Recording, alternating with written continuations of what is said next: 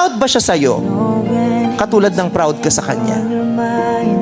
Kasi kung hindi siya proud sa'yo, kung di kaya kayang ipagsigawan, kung di kanya kayang ipakilala, kung tinatago ka niya, wag, hindi mo deserve yun. Deserve mo yung ipapakilala ka, ipagmamalaki ka. Why? Because you are worthy, you are enough, you are special. Kaya kung di kanya pinapakilala, kung tinatago ka niya, kung hindi kanya kayang ipagmalaki, kung di kanya kayang makasama sa mall, kung di niya kayang sabihing jowa ka niya, tama na yan. May worth ka eh. Diba? Kaya wag kang papayag. Diba? Yung jowa mo ba, mahal ka kasi kailangan ka?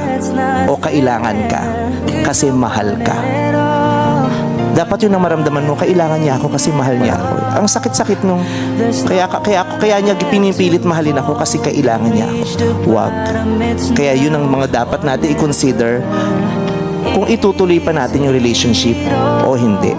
Kasi may mga relationship na gusto sana nating ituloy na kala natin special pero hindi eh. Kailangan mong mag-let go sa negative para makapasok yung positive. May mga negative tayong pinipilit hawakan kasi kala natin yun na pero hindi. Kailangan pag-isipan mo kasi baka kailangan mong i-let go yan dahil nag-aantay lang yung positive sa labas, di siya makapasok kasi nakabara yung negative. Diba? And always remember, we deserve that beautiful love.